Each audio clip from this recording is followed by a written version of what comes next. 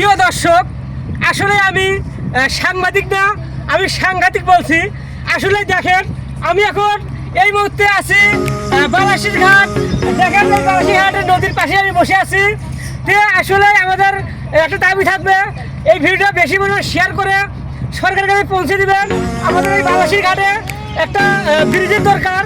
জামালপুর ময়মনসিংহ যাইতে এই জায়গায় একটা জরুরি ব্রিজের দরকার। আপনারা বেশি পরিমাণ শেয়ার করে ভিডিওটা সরকারের কাছে পৌঁছে দিবেন।